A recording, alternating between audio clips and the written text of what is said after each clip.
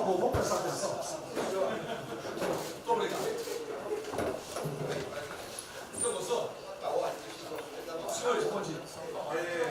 Essa reunião é por solicitação minha ao presidente da República, porque nós iríamos apresentar isso à imprensa, que não foi apresentado, e começaram uma série de especulações sobre esse plano de retomada. Então, eu solicitei ao presidente uma reunião com os ministros, porque o plano não vai ter efeito se todos os senhores não nos ajudarem, cada um na sua área, claro. Tá?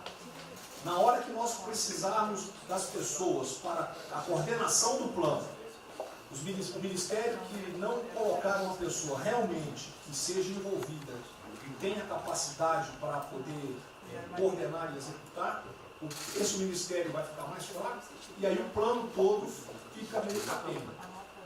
Tá? É uma apresentação de 10 minutos no máximo, mas é somente isso.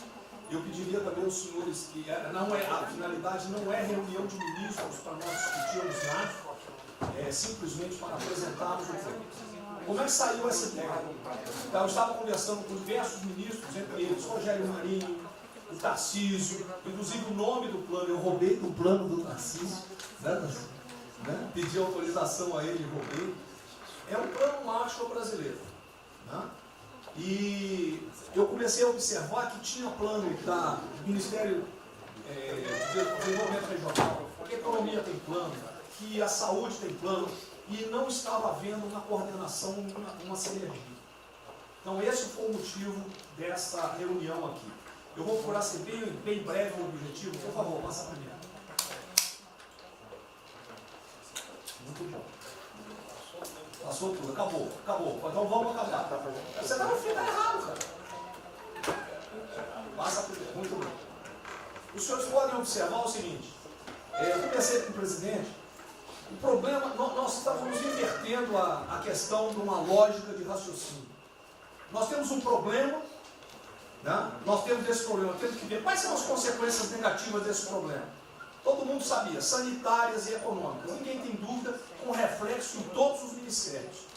Mas o foco não é na solução do problema. O foco hoje, de uma maneira geral, é quem é o culpado.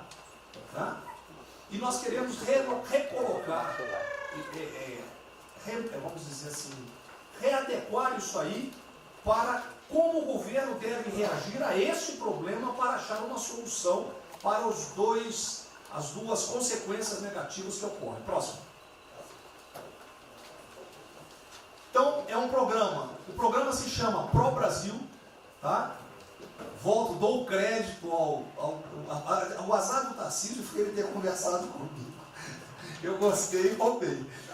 Né? Pro Brasil é um programa para integrar, aprimorar ações estratégicas. Os senhores vão ver que o foco, ele não é de governo, ele é de Estado. Eu estou tentando fazer uma projeção de 10 anos. Tá? Nós vamos ter que fazer isso. Para a retomada do crescimento socioeconômico em resposta aos impactos relacionados ao coronavírus. Tá? Pode passar. As dimensões do programa são essas aí. Tá? Ele pega um modelo de governança, ele busca melhoria da produtividade, investimentos estruturantes e ações estratégicas do setor público. Vai. O programa se divide em duas etapas, ou duas partes. O Pro Brasil, deixa eu ver aqui que eu não estou conseguindo enxergar, Ordem, e o Pro Brasil Progresso. Tá? O Pro Brasil Ordem, que você não imprimiu para mim, que eu agradeço. Não, botou na página errada. Ele pega um arcabouço normativo, ele trata, essas são as medidas estruturantes dele. Vai ter que ter um arcabouço normativo, investimentos privados, segurança jurídica, jurídica e produtividade, melhoria no ambiente de negócios e mitigação dos impactos socioeconômicos. Na parte de investimento, ele foca em obras públicas, parcerias do setor privado. Esse programa também ele tem um foco na redução das desigualdades regionais. Tá? tem um foco na redução das desigualdades regionais. O Cid está com o dedo errado aí. E só um segundo, por favor. Pode passar, por favor, Cid. Qual é a abrangência do programa? Os senhores podem observar que ele tem uma parte de infraestrutura, ele tem ações viabilizadoras e tem ações de apoio na lateral. Como é que é o nome mesmo? Facilitadoras.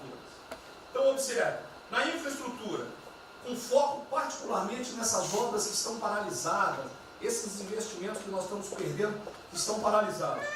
Ele pega infraestrutura de transporte e logística, desenvolvimento regional e cidades, pega energia, mineração, telecomunicações. No desenvolvimento produtivo, ele foca na indústria, agronegócio, serviços e turismo. Nas laterais, os senhores têm a parte de cidadania, capacitação, saúde, defesa, inteligência e segurança. Tem também cadeias digitais, indústria criativa e ciência. E nas viabilizadoras, que são transversais em toda a parte do programa, nós temos finanças e tributação, legislação e controle, meio ambiente e a parte institucional e internacional. Qual é o nosso time frame que nós estamos pensando aí? A estruturação do programa. Eu preciso que os senhores, nós vamos fazer uma reunião, como os senhores podem ver. É a primeira reunião do grupo de trabalho, tá? Com todos os ministérios envolvidos. Na sexta-feira agora, tá? Os senhores vão receber o horário. E aí nós teremos de maio a julho a estruturação do programa. De agosto a setembro, o detalhamento do projeto.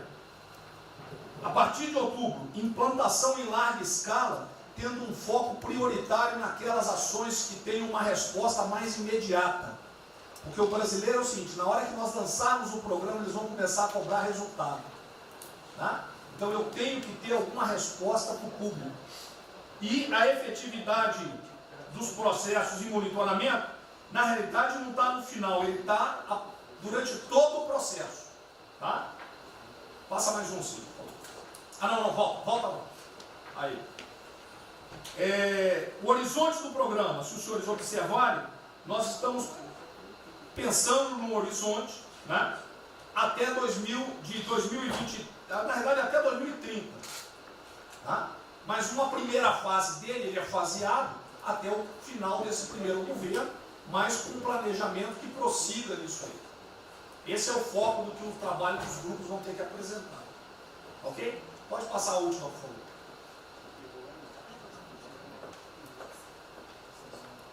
É sem som mesmo. Certo? Só um layout para os senhores.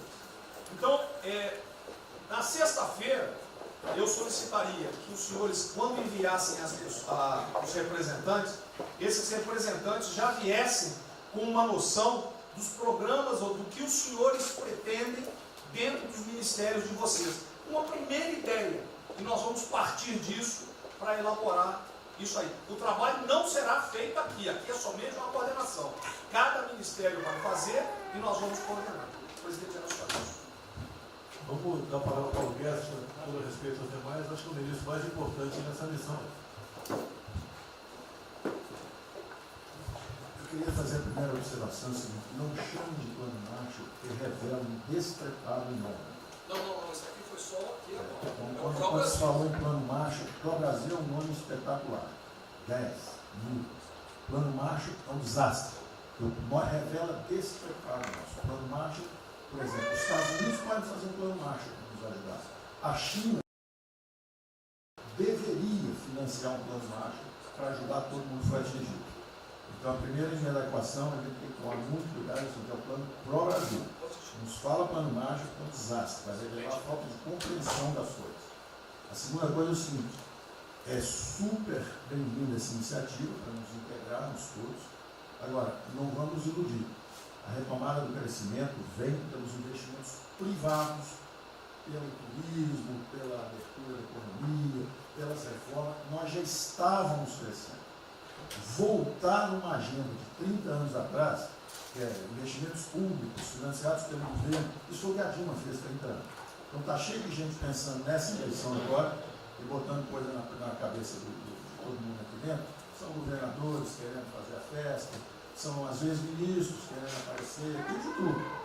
E todo mundo vem aqui, vamos crescer, agora temos que crescer, tem que ter resposta imediata, o governo vai gastar. O governo quebrou. O governo quebrou. Em todos os níveis. Prefeitura, governador e governo federal. O que nós conseguimos fazer? Nós sinalizamos o contrário. Nós desalavancamos o banco público, reduzimos o endividamento, baixamos os juros e o Brasil ia começar a voar. Então, se a gente lançar agora um plano, todo o discurso é conhecido, acabar com as desigualdades regionais, na língua, claro, está lá, são os detalhes dele. É bonito isso, por isso é que o Lula e a Dilma estão fazendo há 30 anos. Se a gente quiser acabar igual a Dilma, a gente segue esse caminho. Então, eu acho o discurso bom, mas nós temos que tomar cuidado e reequilibrar as coisas.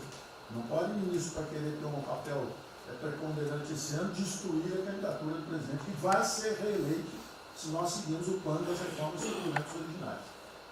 Então, eu tenho que dar esse recado, uma vontade de exposição, nós vamos ajudar tudo, mas nós não podemos nos iludir. O caminho desenvolvimentista foi seguido. O Brasil quebrou por isso. O Brasil estagnou. A economia foi corrompida, a política foi corrompida. A economia estagnou através do excesso de gastos públicos. Então, achar agora que você pode se levantar pelo suspensório, como é que o governo quebrado vai investir, vai fazer grandes investimentos públicos? Tarcísio sabe disso, conversando sempre. Tarcísio sabe o seguinte: quanto é que você consegue, Tarcísio, passar de 5 bi para quanto? Para 15, para 20, para 30? Multiplicou por 6. Quanto é que você consegue de investimento em concessões? 250. Tá certo? Então, ó, tem 100 bilhões vindo para saneamento. Tinha 100 bilhões que viriam, as 17 maiores petroleiras do mundo viriam para a nossa seção onerosa. 100 bilhões de seção onerosa, 100 bilhões de mineração, 100 bilhões de saneamento, 230 bilhões de concessões, 500 bilhões. Cadê o dinheiro do governo para fazer isso? Não tem. Então, quem está sonhando é sonhador. A gente aceita. Politicamente, a gente aceita. Vamos fazer todo o discurso da desigualdade, vamos gastar mais, precisamos eleger o presidente. Mas o presidente tem que pensar daqui a 3 anos. Não é daqui a 1 ano, não. Tem muita gente pensando na eleição desse ano. É só a observação que eu faria. Eu estou fora de eleição, só um minutinho. A ideia aqui, ninguém falou em investimento público por enquanto. Inclusive, nós falamos ali em investimento, falamos inclusive em investimentos privados. O que tem que acontecer é o seguinte: eu estou vendo um plano de pouca gente, nós temos que centralizar a imprensa, a economia, falar exatamente o que pode, o que não pode. Fundamental a coordenação. Até para isso na imprensa que está saindo. Que são na imprensa assim, plano Marshall e economia está fora. Quer dizer, alguém foi para a imprensa e falou: vê o plano Marshall ali, a economia está fora. Quer dizer, enfraquecer o nosso discurso no momento desse é uma tolice, é um atentado contra nós mesmos. Questão da imprensa, eu acho que eu resumi hoje dentro do palácio 20 segundos. Eu não vou falar com vocês, que vocês não deturpam, vocês inventam e potencializam. Tem que ser o papel de cada um, não pode um sair daqui no cantinho, foi mais ou menos. Não pode falar nada, tem que ignorar esses caras, 100%. Senão a gente não vai para frente. Tem que estar sendo pautado para esses pulhas, o tempo todo jogando um contra o outro. É a Pedro Cristina contra mim, não pode jogar a Pedro Cristina, joga ela contra mim, o tempo todo. Tá? Então, se a gente puder falar zero com a imprensa, é essa aí. Bom, eu vou ser muito rápido aqui, general. Primeiro, parabéns. É fundamental esse processo de coordenação e de centro de governo. Nós precisamos ter isso cada vez mais aprofundado e com melhor qualidade. Segundo, eu quero, não precisa, mas eu quero me somar a essa visão do ministro Paulo Guedes, porque vamos lá. Nós recebemos o governo com 36 mil obras paradas. Oriundas da onde? Do PAC. Só para lembrar. O Abraão tem não sei quantas mil creches. 3 mil creches paradas que somam nessas 36. Então, o que nós trouxemos para o Brasil e como é que nós começamos o ano, e eu vou lembrar, presidente, o senhor sempre disse, é muito triste ver um brasileiro chegar no exterior e ser recebido com o manto da desconfiança. Pois nós passamos, Paulo Guedes, o ano todo, Tarcísio, Tereza, Bento, o nosso ministro Marcos Pontes e outros, andando pelo mundo e fazendo o quê? Vendendo o Brasil. Terminamos o ano, lembra do número, 482 bilhões de investimentos para os próximos 20 anos. Uma boa parte, mineração, petróleo, por aí vai. Recebemos 90 bilhões de bônus de outorga. Nós temos 10 bilhões de dólares do governo da Arábia Saudita que precisa definir onde é que vai votar. Mas o príncipe autorizou. São 50 bilhões de reais. A dinheiro de hoje. Então, eu tenho convicção de que nós temos que continuar fazendo o que a gente vinha fazendo. Ou seja, aprofundando a participação da sociedade. Nós temos uma coisa emblemática aqui, que é a Lei da Liberdade Econômica, que pela primeira vez na história do Brasil, desde que o Brasil é Brasil, o cidadão diante do Estado tem razão, até que o Estado prova o contrário. Foi isso que fez os americanos, que há 200 anos atrás eram muito mais pobres do que nós, ser muito mais ricos do que nós. Então, o aprofundamento são sim das reformas, é sim ousar e ter uma reforma tributária que baixe o imposto no Brasil, reduz a carga tributária, estou falando sério. A gente nunca discutiu isso entre nós, mas isso tem que caminhar para isso. Por quê? Porque aí nós damos fôlego à iniciativa privada para que ela faça o que tem que fazer e nós vamos ser mediadores desse processo. Apenas. E sinceramente, eu acho que todo o nosso esforço nos próximos dias tem que ser como é que nós mantemos a nossa linha, porque nós terminamos o ano, ministro Ernesto, ministro Tarcísio. O senhor foi recebido na associação, na Federação das Indústrias Alemãs com um slide que mostrava a 163 para os caminhões atolados e a 163 pavimentado. E o presidente que coordenava aquele momento, eu estava lá lhe aguardando, voltando da Rússia, disse ao senhor, o que vocês brasileiros fizeram que nós não acreditávamos que vocês recuperaram a confiança e estão fazendo tantas transformações. Então, presidente, só para concluir, 100% dessa linha, mas que a gente não perca o foco original, porque por onde a gente estava caminhando, nós recuperamos a confiança externa e externa. Fomos acometidos de algo muito grave, que é uma doença, e que foi levado ao paroxismo da histeria, porque serve ao interesse de muitos, os mais variados, eu não vou aqui detalhar.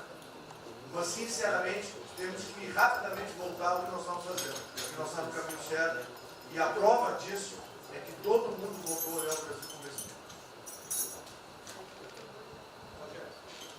Bom, eu vou partir do princípio que todos que estão aqui são bem intencionados e querem bem no Brasil. Tá? Então, nós não acreditamos em teoria da conspiração e que ninguém quer só lavar os alicerces da República nem abalar a administração do presidente Bolsonaro. Eu quero lembrar a todos que não existem verdades absolutas. Por favor, vamos refletir. O que está acontecendo hoje no mundo não tem parâmetro nos últimos 100 anos. O que está acontecendo hoje no mundo vai permitir, de acordo com a FMI, que foi a previsão de uma semana atrás, de uma diminuição de quase 3% do PIB mundial, no caso do Brasil, de mais de 5%. Não tem paralelo. Em situações extraordinárias, remédios extraordinários de forma circunstancial. Isso não significa que nós tenhamos a necessidade de implantarmos uma política permanente. O ministro Braga Neto, na sua apresentação, ele estabelece, inclusive, um limite temporal e deixa claro que é uma política de Estado. O que eu peço é que nós tenhamos aqui as mentes abertas e que os dogmas, quaisquer que sejam eles, sejam colocados de lado nesse momento. Porque os governos do mundo, certamente, têm a capacidade de entender o que está se passando. Eu tenho visto governos extremamente liberais, preparando programas de reconstrução, levando em consideração a necessidade de que o Estado Estado Nacional passa a ter um papel diferente como tomador de risco nesse momento em que há uma queda abrupta da liquidez. O ministro Onyx fala com muita propriedade da Arábia Saudita nos 10 bilhões de dólares. É bom lembrar, está aqui o ministro Bento, que está se pagando para se retirar petróleo do mundo. Os países vão utilizar suas respectivas liquidez para resolver os seus problemas de infraestrutura e de retomada das suas economias. Nós temos que ter segurança jurídica, Sr. Presidente, respeito a contratos, Sr. Presidente, capacidade de alavancar recursos privados com a inversão de recursos públicos, sim. É bom lembrar que eu tenho ouvido falar, não sei se é verdade, depois vai colocar na ponta do lápis, que a gente pode chegar a 600 bilhões de reais esse ano de ajuda a empresas e a pessoas físicas. Recursos do governo federal, fruto de endividamento do governo, desse governo, que vai terminar o ano com um déficit 4, 5, 6 vezes maior do que estava precificado no início do ano. Caiu um meteoro sobre as nossas cabeças.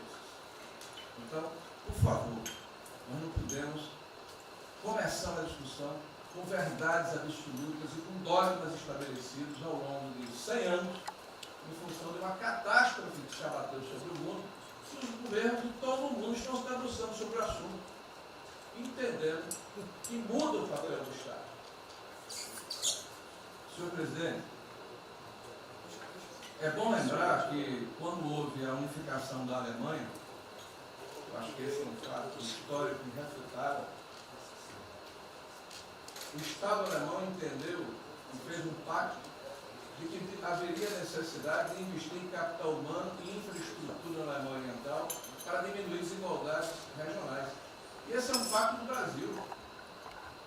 Essa pode ser uma catástrofe que vai nos afundar, ou pode ser uma onda para a gente surfar, uma alavanca para reparar o país. Todos os países do mundo estão submetidos ao mesmo processo. Vai depender da nossa capacidade de termos uma opção clara de que forma vamos sair desse problema.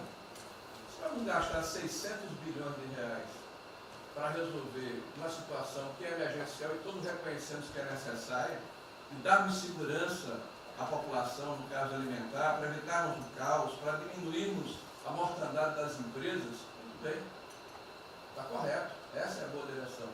Por que não 5, 6, 7% desse total, 10% desse total, em obra de infraestrutura? Por que não termos a capacidade de alavancarmos o emprego no momento em que a retomada, todos os economistas aqui reconhecem, vai ser muito lenta?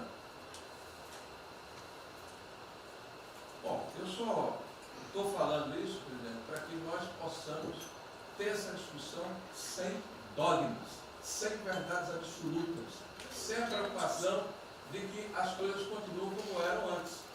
Não são como eram antes. Aqui e no mundo inteiro. É isso.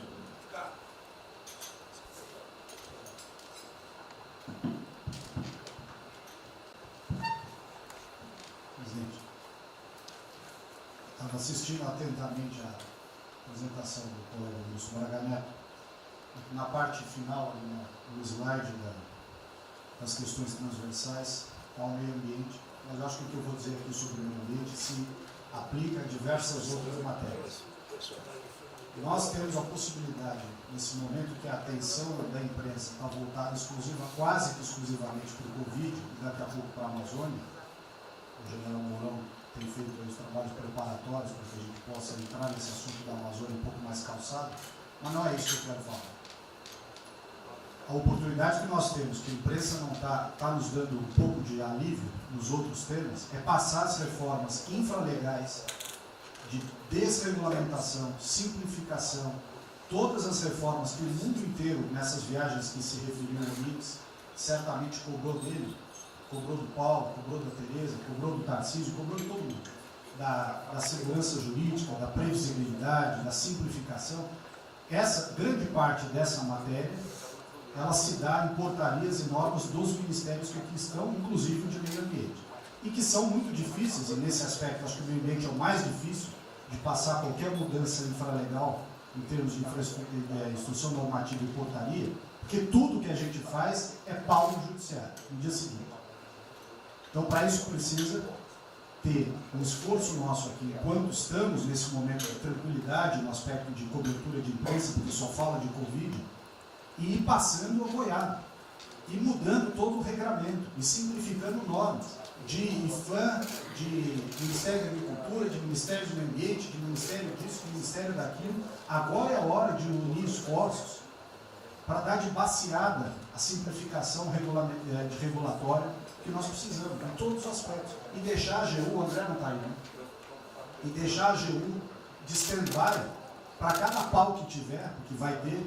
Essa semana mesmo nós assinamos uma medida a pedido do Ministério da Agricultura, que foi a simplificação da lei da Mata Atlântica para usar o Código Florestal. Hoje já está nos jornais dizendo que vão entrar com ações judiciais e ação civil pública no Brasil inteiro contra a medida. Então, para isso, nós temos que estar com a artilharia da AGU preparada para cada linha que a gente avança. Mas tem uma lista enorme em todos os ministérios que têm papel regulatório aqui para simplificar. Não precisamos de Congresso. E coisa que precisa de Congresso também, nesse fuso que está aí, nós não vamos conseguir aprovar.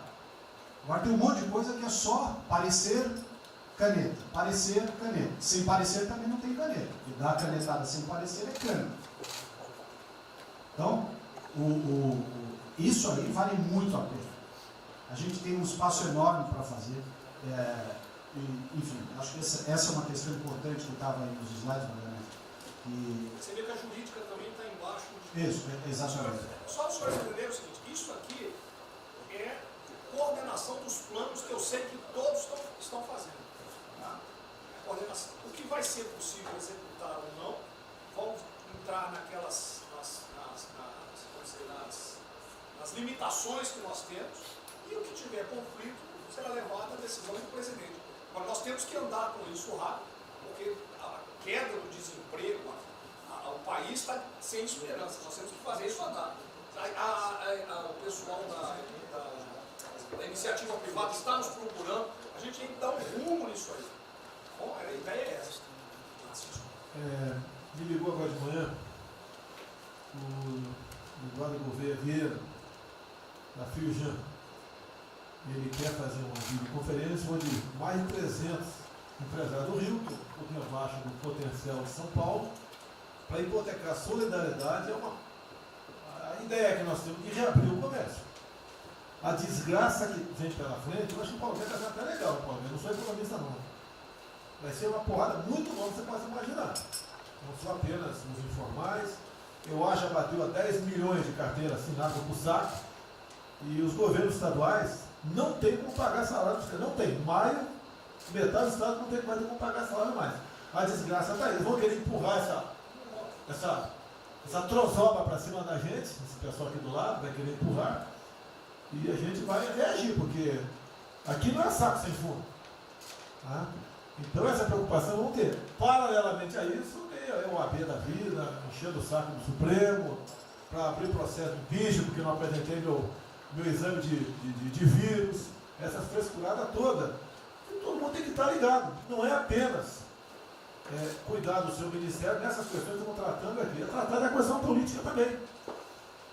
Tá certo? Então essa preocupação temos que ter, porque a luta pelo poder continua a todo vapor. E sem neurose da minha parte. Tá? O campo fértil para aparecer umas porcaria aí, né? Levantando aquela bandeira do povo ao meu lado, não custa nada. E o terreno fértil é isso: desemprego, caos, miséria, desordem social e outras coisas mais. Então essa preocupação todos devem ter. Né? Não é, tá bom, o Ministério fatura, deu merda no colo do presidente. Não pode ser assim. Hoje eu vi o Magno Malta me defendendo. O Magno Malta, desculpa aí, foi tratado lá atrás para ser vice. Depois resolveu não ser, tudo bem. Depois foi tratado para ser ministro, tudo bem. Agora, politicamente, ele nunca me deu uma alfinetada e sempre está defendendo os problemas que ele tem. Então, não é o ministro em peito aberto entrar no covil dos leões. Mas não pode. Né? Por exemplo, quando se fala em possível impeachment, ação no Supremo, baseado em filigranas, eu vou em qualquer lugar no território nacional. Ponto final. O dia que for proibido de ir para qualquer lugar do Brasil, pelo Supremo acabou o mandato. E espero que eles não decidam, ou ele, né, monocraticamente, querer tomar certas medidas, que daí nós vamos ter uma crise política de verdade. E eu não vou meter o rabo dentro da ferro. Zero. Certo? Porque se eu errar, se achar um dia ligação minha com o empreiteiro, dinheiro na conta nas ruas, porrada, sem problema nenhum. Vai para o impeachment e vai embora. Agora, com frescura, com babaquice, não. Até em cima do que eu falei, em frente ao Forte Apache. Eu sou o chefe supremo das Forças Armadas. Ponto final. O pessoal estava lá, eu fui lá, dia do Exército. E falei algo que eu acho que não tem nada demais. Mas a repercussão é enorme. Oh, AI-5. Cadê o AI-5? Acabou, o AI-5 não existe adicional no Brasil mais. É uma besteira. Artigo 142. É um pessoal que não sabe interpretar a função. Agora, em cima disso, fazer uma onda.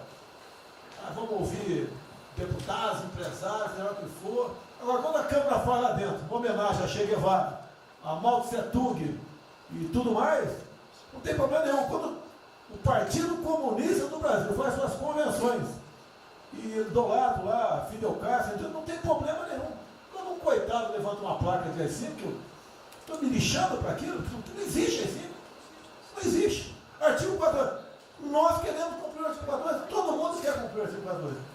E haver necessidade, qualquer dos poderes pode, né, pedir às Forças Armadas, né, que intervenham para restabelecer a ordem no Brasil, naquele local, sem problema nenhum.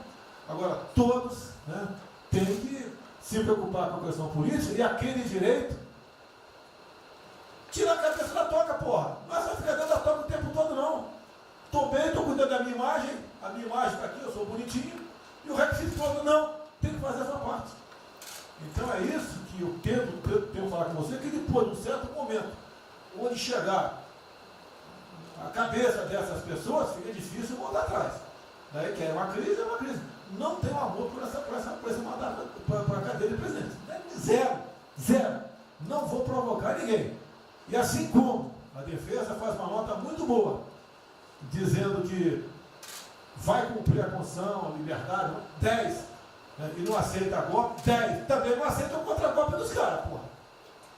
Vai deixar alguns malucos aí, que sabe quem são, ficar aí naquela fervura de o presidente é irresponsável, ele é maluco, ele é genocida. Não é assim. O que vale para um lado, vale para o outro. O que não vale para um lado, não vale para o outro. Essa é a nossa preocupação que devemos ter. Por isso que está aqui o pró-Brasil, mas também com a questão política. Se nós começarmos a falar com propriedade, e tem muita gente que fala muito melhor do que eu, e tem um conhecimento muito melhor do que eu, tem que falar, discretamente, mas tem que falar, para não deixar subir a temperatura, que é só porrada o tempo todo em cima de mim. E vou continuar indo em qualquer lugar do Brasil, ponto final, não é problema meu. Tá certo? Se eu não tivesse direito de vir, prefeitinho lá no fim do mundo, um jaguapoca do prefeito, manda prender. Tem que a justiça se posicionar sobre isso, porra. Tem que se posicionar sobre isso abertamente. Não admitimos prisão por parte do prefeito no decreto. Tem que falar, não é ficar quieto. E quem direito aqui, todos têm que falar isso aí, não é só a justiça. Todos têm que falar. Não é ficar, toca o barco não e vamos em frente. Tá? Então é isso que eu apelo a vocês, pô. Essa preocupação, acordem para a política e se exponham. Afinal de contas, o governo não só. E se eu cair, cai todo mundo. Agora, se tiver cair um dia, vamos cair lutando, uma bandeira justa, não por uma babaquice de exame antivírus, pô. Pelo amor de Deus, pô. Tá? Eu até já bem claro, de uns 8 anos para cá, quando pedia farmácia de manipulação, um remédio qualquer, eu falava com o médico. Bota um nome de fantasia, porque se for o meu nome para lá, como era sempre um cara manjado, né, tem 3, 4 que vão manipular lá o medicamento, pode me envenenar, pô. E assim é a mesma coisa a questão do vírus, entre outros. De acordo com o interesse, o cara dá negativo, ou dá positivo, depois que deu, vai para a contraprova, vai dar problema. E nós sabemos, tá certo, que nós temos um compromisso com a verdade. Eu jamais mentiria se não tivesse realmente um exame negativo. Jamais eu mentia negativo, eu deu positivo, vice-versa, jamais. A verdade é acima de tudo. Então é um apelo que eu faço a todos que se preocupem com política para não ser surpreendido. Eu não vou esperar o barco começar a afundar para tirar água. Estou tirando água e vou continuar tirando água de todos os ministérios. O tocante é isso. A pessoa tem que entender. Se não quer entender, paciência, pô. E eu tenho o poder e vou interferir em todos os ministérios, sem exceção. Nos bancos eu falo com o Paulo Guedes, se tiver que interferir. Nunca tive problema, zero problema com o Paulo Guedes. Agora os demais ficou atrás da porta ouvindo que seu filho ou sua filha está comentando. Tem que ver, depois que ela engravida, não adianta falar com ela mais. Tem que ver antes. Depois que o moleque encheu os conos de droga, não adianta mais falar com ele, já era. A informação é assim. Eu estava vendo, estudando esse fim de semana aqui, como é que o serviço chinês secreto trabalha nos Estados Unidos. Qual a preocupação nossa aqui? É simples o negócio. Ah, não deve falar publicamente. Deve falar como? Está todo mundo vendo o que está acontecendo?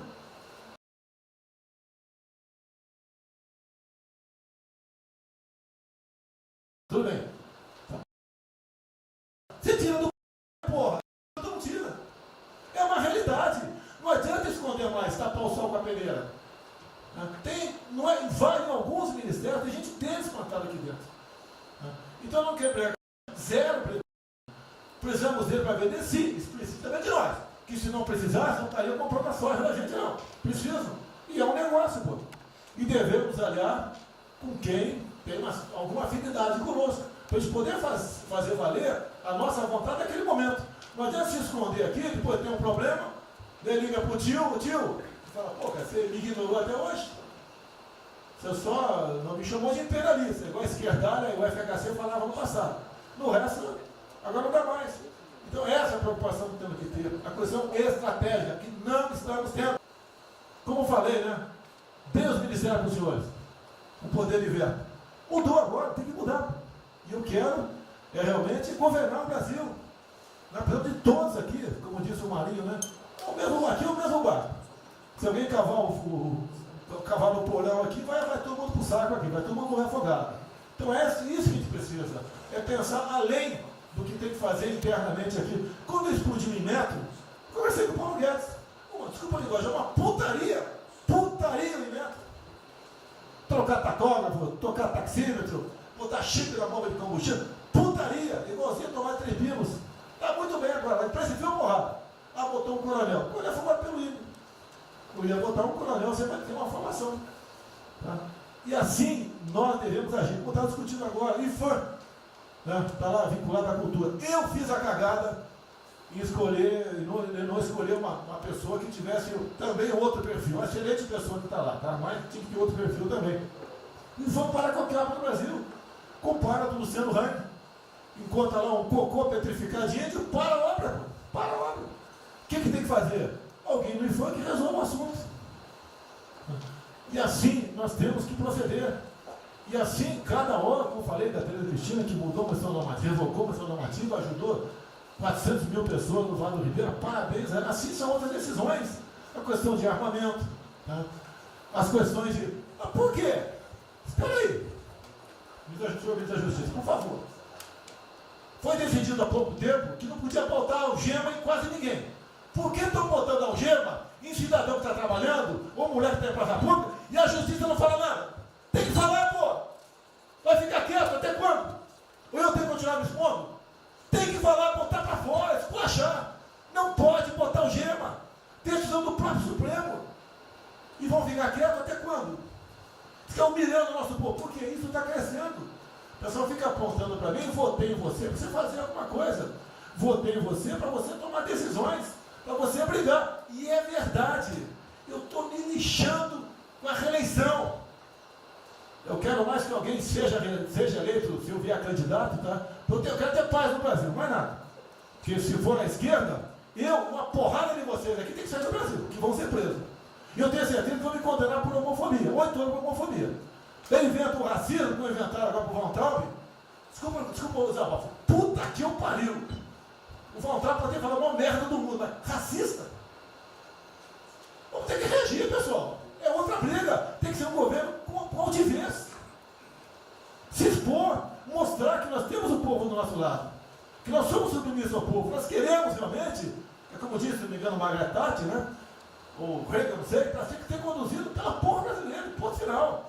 Onde o povo está, vamos estar juntos. Eu não convidei ninguém para ir para frente do Forte Apache. Ninguém, zero. Estava na casa do meu filho, fiquei sabendo, vou para lá. A empresa está falando agora que não sei, 2 ministros militares aí não aceitaram meu convite. O dia que ou eu convido o ministro para o churrasco em casa, eu pago a missão. Eu vou pagar a missão.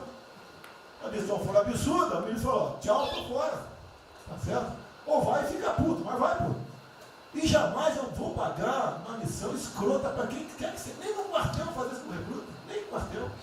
Tá certo? Quem tirar o nosso convívio aqui, que é muito bom, partir para essa linha. Não estamos em desespero, nós estamos bem.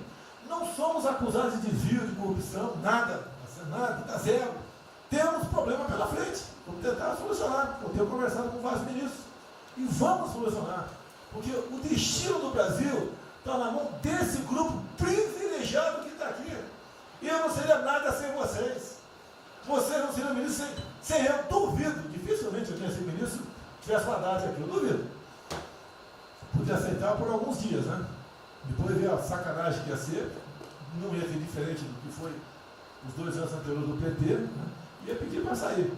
Então, um apelo para vocês: todo mundo se preocupa com o futuro do Brasil, com a questão política. Criticar um ato de uma pessoa ou outra não é criticar o Congresso ou de criticar o Supremo Tribunal Federal. Quem não ficou revoltado, o Moro ficou revoltado com a liberdade desse pessoal. Por causa de vírus, botou esse estuprador para fora. Imagine ter estuprado uma filha nossa, um filho da puta desse posto de liberdade. Nós temos que colocar no lugar dessas pessoas, desse pai que tem a filha estuprada, e o vagabundo foi posto na rua. Com a decisão, foda-se quem seja, tem que jogar pesado em cima disso. Não é um desabafo, pessoal, é uma realidade. O nosso barco está indo, mas não sabemos ainda, no momento, dado o último caso, vírus, para onde é nosso barco. Pode estar indo em direção ao iceberg. A gente vai para o fundo. Então vamos se ligar, vamos se preocupar. Quem de direito se manifesta com altidez, com palavras polidas, tá? Mas tomar uma posição, porque não pode tudo veio para a minha retaguarda, tudo. Tá? E vocês têm que apanhar junto comigo, logicamente, quando tiver motivo para apanhar, ou motivo para bater.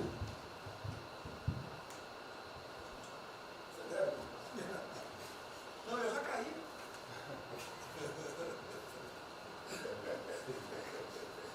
O ministro Moro, por favor. A sequência aqui é o seguinte: o ministro Moro, Montezano, o Nelson e o Paulo Guedes. Aí eu pediria só aos senhores que fossem breves. Você também. O Paulo Guedes quer uma política e quer cobrar os raios. Assim, depois do Moro.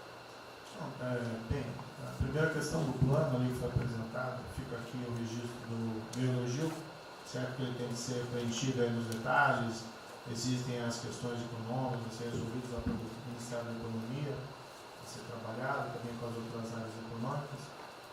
Só faria uma sugestão aqui, ministro, se pudesse colocar desde logo, em algum momento desse plano, alguma referência importante também à segurança pública e a controle da corrupção. Foram 2 temas centrais, né, nas últimas eleições, e são 2 temas que, embora, claro que o plano vai ficar sujeito aí ao detalhamento necessário, mas acho que é importante ter uma referência inicial para não parecer que nós estamos descurando desses aspectos específicos. Nós não entramos em detalhes, porque isso aqui, os senhores viram que todos os ministérios praticamente responderam, isso aí para mim viria no detalhamento do Ministério. Mas eu acho que politicamente cabe. Não, sim. Não, eu entendo que cabe no detalhamento, mas acho que uma referência, né, seria interessante. Tem que apontar também que foi uma vitória do governo, do presidente. No ano passado houve uma queda expressiva desses principais indicadores criminais. Isso, embora seja mais vinculado com a questão da vida e segurança das pessoas, também é um fator importante para o investimento econômico, para também melhorar o ambiente econômico. E o controle da corrupção também é pressuposto. Né? Então, faria exclusivamente essa sugestão específica. Muito obrigado. Já está anotado. Montezano? Ministro, primeiramente, parabéns. Acho que é um momento oportuno para a gente começar a falar do dia seguinte. O próprio ministro Guedes, nas discussões que temos tido nas últimas semanas, tem nos orientado, o BNDES foca na reconstrução, foca no dia seguinte, porque a crise de saúde vai demorar alguns meses e a reconstrução muito mais meses do que isso. Então é muito oportuno a gente já começar a discutir isso. Segundo, aqui eu subscrevo as palavras do ministro Salles, o que a gente tem observado nos projetos e concessões, etc., uma parte crítica, essa legislação para o funcionamento da máquina pública. É um momento muito oportuno para a gente aproveitar isso. Isso faz uma baita diferença no preço de um projeto, na velocidade, faz muita diferença. Então, eu subscrevo aqui as palavras do ministro Salles. E, por último, ministro, quando eu assumi o banco em julho, o banco estava montado como uma fábrica de empréstimo. O banco, durante 15 anos, foi uma fábrica de empréstimo. De julho até hoje, a gente fez uma reestruturação completa no banco, montando o que eu acredito hoje ser já o maior banco de investimento do Brasil em pessoas, e um banco de investimento de serviços focado em planejamentos econômicos setoriais e estruturação de projetos. Tá? O banco já está atuando dessa forma. Temos um vasto conhecimento setorial, um vasto conhecimento de planejamento, já está rodando a contento, e esse BNDES de hoje se parece muito mais com o BNDES de 20 anos atrás, que era o BNDES que planejava e estruturava esses projetos no Brasil. Então eu queria colocar aqui à sua disposição, que nos use, estamos a serviço, então o que o senhor achar adequado, razoável, tanto no fornecimento de informações, mas como também nesse planejamento, na coordenação, temos já um modo operante, uma estrutura que é plug and play. Se o senhor quiser usar, já está pronta para rodar para esse tipo de mapeamento e estruturação de projeto. Então, por favor, sinta-se bem à vontade de nos usar integralmente aqui na coordenação desse projeto, caso o senhor entenda adequado. Tá? Tiago. Nelson. Bom, estou chegando aqui, então é importante que eu coloque para vocês como é que a gente vai trabalhar.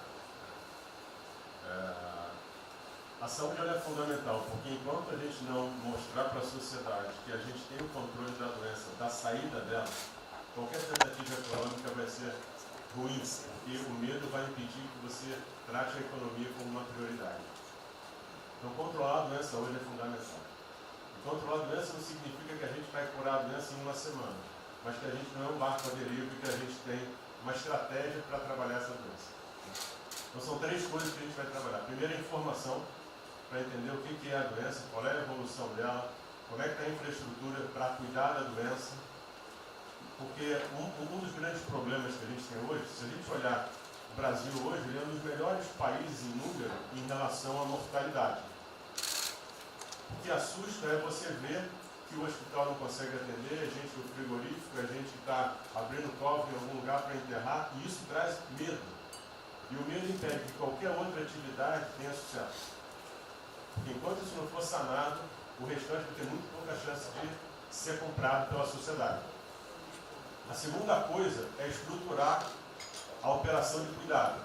Então a gente vai investir em logística, vai investir na parte de compra e tentar melhorar o processo. Por quê? Porque se eu tiver os hospitais funcionando, eu vou ter os pacientes tratados, eu não tenho a sensação da crise, o medo melhora e o restante pode entrar.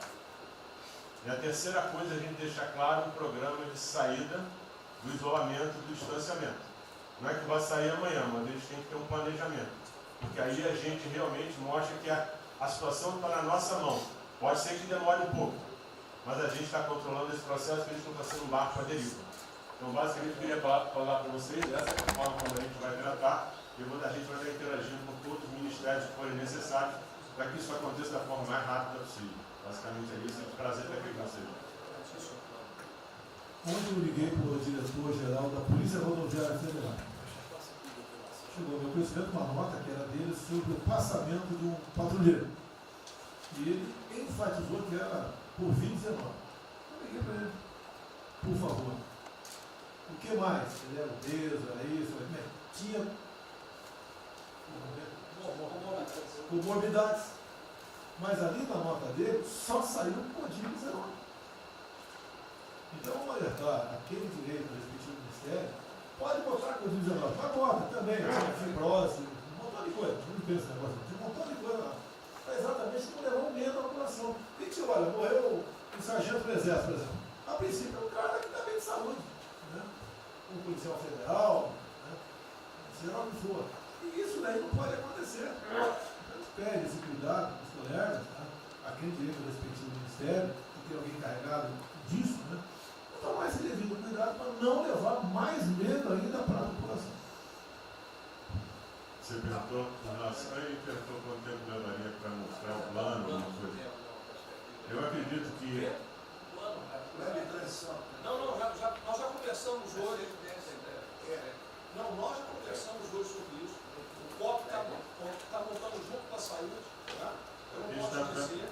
A gente está trazendo recurso para poder acelerar esse processo, porque na verdade a gente está correndo muito tempo.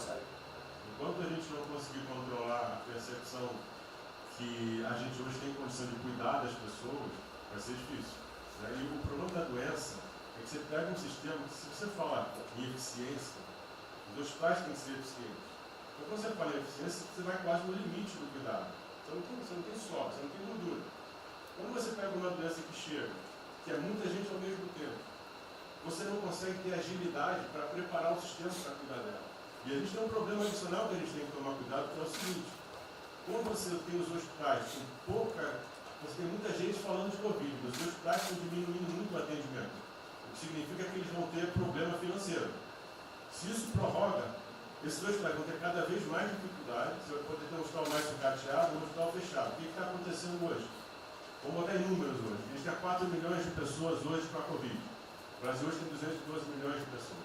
Tem 208 milhões que não estão tendo a atenção necessária. Você tem câncer, cardiovascular, isso tudo está represado, a demanda é reprimida. Quando você controlar a Covid, o não Covid vai chegar com tudo. Você pode pegar uma estrutura sucateada.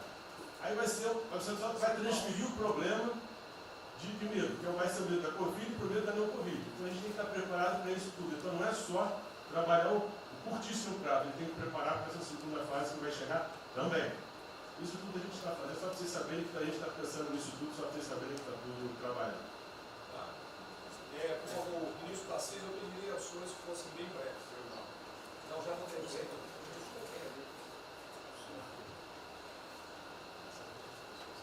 Só para louvar a iniciativa, acho que é importante essa coordenação da Casa Civil. Tenho certeza que é o que a sociedade espera isso de nós. A boa notícia é que a gente vem conversando com os investidores, eles estão interessados no nosso programa de concessão. Claro que a gente vai ter que ajustar alguma coisa nos projetos em função da percepção do nível de risco. E a gente vai fazer isso calibrando taxa de retorno, monitorando melhor agora a questão da demanda, né, reestimando a demanda nos projetos, mas a gente tem certeza que os projetos vão sair. Qual o cuidado que a gente tem que ter? A gente fala em 250 bi de investimento, só que concessão funciona o seguinte: o que a gente contratar agora vai gerar investimento em 2023, 2024, não é imediato. E a gente vai precisar de fazer alguma coisa imediata, e aí tem que ter a inteligência, porque também não adianta. Isso, me dá lá 30 bi por ano, não vou gastar, eu não vou usar. Eu não vou ter condição de usar isso. Né? Porque nos períodos altos lá que a gente executou mais, a gente consegue ali ter uma capacidade operacional de executar 13, 14 mil, não mais. E a gente já tem 8 de orçamento por ano. Então, no final das contas, a gente fazendo as contas e vendo o que nós já temos de projeto pronto, o que é necessário, que agrega valor imediato. É um 35 Maranhão lá, que leva a safra para o Porto de Itaqui, que se acabou. Ali eu posso fazer uma intervenção imediata. E o que a gente vai falar? Estou falando de pegar os 8 que a gente tem e agregar mais 3, mais 4. É essa a conta. Eu acho que isso é realmente necessário para gerar emprego, para dar a resposta que a sociedade está querendo e conjugando isso com o investimento privado. As duas coisas têm que andar juntas, né? E aí nós vamos dar um bom retorno. A gente está vendo o esforço que o BNDES está fazendo, a gente está fazendo um trabalho magnífico, trazendo o banco, trazendo o privado, o sindicato de bancos, para assumir uma responsabilidade que é deles também. O Banco Central injetou um monte de liquidez aí no sistema, que o dinheiro não fica empossado, e aí preservando o caixa para atuar, né, nesses projetos de infraestrutura que vai ser fundamental. Então, eu acho que é essa linha que nós precisamos ter, né? E tivemos aí 2 caras aí na história recente que pegaram terra arrasada e entraram para a história. Um foi o Roosevelt, o outro foi o Churchill. O terceiro vai ser o Bolsonaro. Pedro Guimarães mesmo.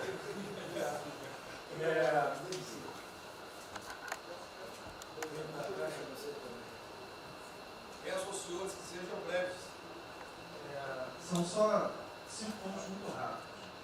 Primeiro, presidente, o maior programa da história do mundo de inclusão social, digital, que nós estamos fazendo nesse governo, pessoas que tomavam dinheiro a 25% ao mês. Quer dizer, todos os ladrões lá, PT, PMDB, PSDB, aquela ladroagem toda, 25% ao mês. E ninguém se indigna. Esse governo que se indignou, o governo dos liberais. Então, assim, acho que a gente está com problemas narrativos. Hoje de manhã, por exemplo, o pessoal da Band queria dinheiro.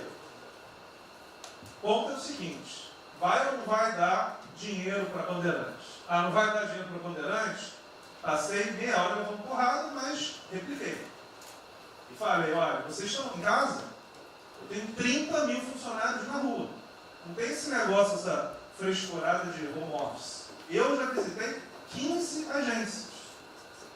E você em casa? Aí o pessoal ficou um pouco mais calmo. Quer dizer, eu posso ter 30 mil brasileiros nas agências lá. Sabe quantas pessoas a Caixa está pagando hoje? 7 milhões de pessoas. E todo mundo home office. Que porcaria é essa? Desculpa o meu ponto, presidente. Como o senhor falou, eu vou me emocionar. O Luiz Lima, que nadou com meu pai, foi atleta olímpico, teve a esposa e a filha de 14 anos presa ontem, no Camburão. Que porra é essa? Desculpa. Que porra é essa? O cara vai pro Camburão com a filha, que se fosse eu, ia pegar minhas 15 armas e ia dar uma... Eu ia morrer. E se a minha filha fosse pro Camburão, eu ia matar ou morrer. Que isso? Estava nadando, é uma atleta olímpica. Você tira a pessoa está nadando com 14 anos. Eu tenho uma filha Maria de 14 anos. Se a minha filha fosse pro Camburão, ou eu matava ou morria. Que isso? E a esposa do Luiz Lima nem usou o fato de ser esposa de um deputado federal. Mas assim, foi calado, céu é aquele governador roubando para direito, está tudo quanto é lado. Então o governador rouba, aí ele sai prendendo todo mundo e fica tudo isso por isso mesmo. Aí a gente faz o maior programa da história da humanidade de inclusão de pessoas que recebiam 25% ao mês, cobrado. PSDB, PT, PMDB, aquele grupo todo. Na hora de privatizar, todo mundo, com 200 milhões, 300 milhões, tem vice-presidente da Caixa que eu expulsei, dos 120, 105 eu tirei. E se o senhor precisar, obviamente, meu chefe, o ministro Paulo Guedes, ele decide. Não tem problema. Inclusive, porque o que acontece? Se roubar, eu vou ligar para o ministro Moro para prender. Agora, se precisar de uma diretoria, não sei o quê, desde que sejam honestos, o ministro Paulo Guedes é que decide, etc. Mas dos 120, eu tirei 105. E na Caixa, não tem solicitado, até onde eu saiba. Mas, assim, eu acho que a gente está levando muita porrada, presidente. E, de novo, não estou dizendo de ninguém daqui, não, só leva porrada. Agora, tem limite. Desculpa, todo lugar que eu vou, as pessoas normalmente são educadas. Mas a paciência chega no limite, obviamente não dessa maneira, eu acho que tem um ponto. Nós estamos emprestando 154 bilhões de reais, mas só um ponto que eu acho importante. Tarcísio é super meu amigo e ele é muito esperto. Qual que é o grande ponto que a gente tem que evitar? O cara está quebrado, já estava quebrado antes e quer lançar um lesinho. Então, assim, claramente tem que ajudar, eu concordo. Tanto que nós emprestamos 43 bilhões de reais para o segmento imobiliário.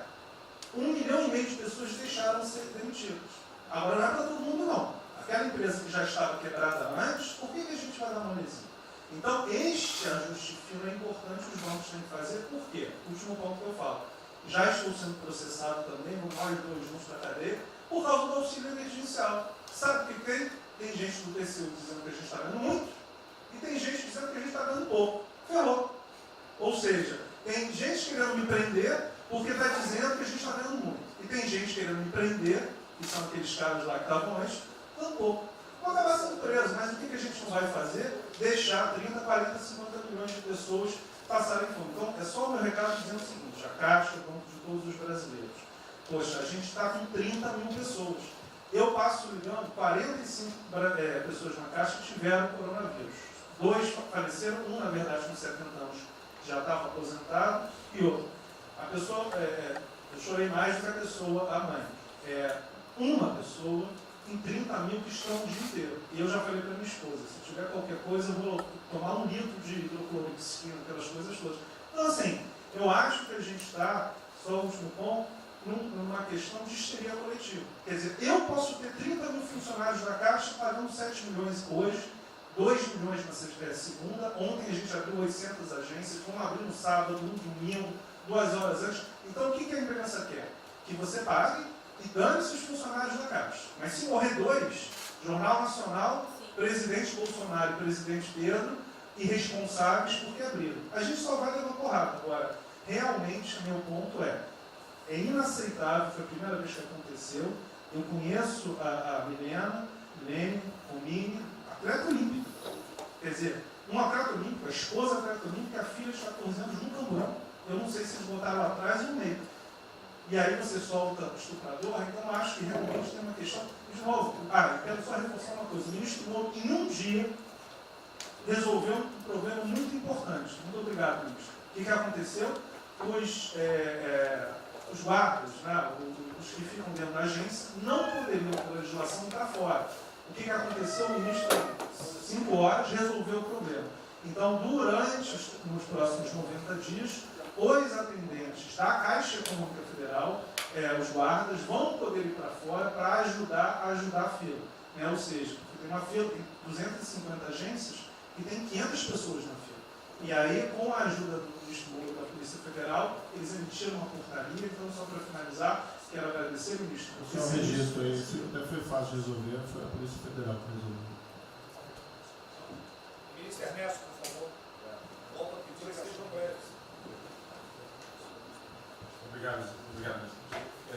Rapidamente, sobre o plano. A dimensão internacional do plano, evidentemente, é fundamental, já está ali contemplado. Eu queria mencionar o seguinte: eu acho que é fundamental que essa dimensão internacional não seja simplesmente uma adaptação nossa ao cenário internacional, mas que ela leve em conta a capacidade que o Brasil hoje tem de influir no desenho de um novo cenário internacional.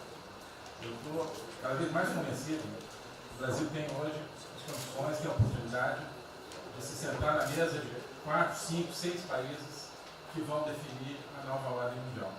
Um dia, na conversa do presidente com o primeiro-ministro da Índia, o indiano disse que vai ser tão diferente o pós-coronavírus do pré quanto o pós-segunda guerra do pré.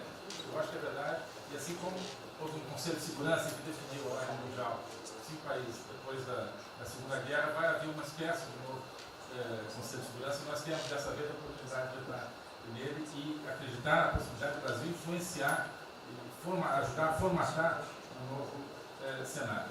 E esse cenário, acho que tem que levar em conta o seguinte: estamos aí revendo os últimos 30 anos de globalização. Vai haver uma nova globalização. O que aconteceu nesses 30 anos? Foi uma globalização cega para o tema dos valores, para o tema da democracia e da liberdade.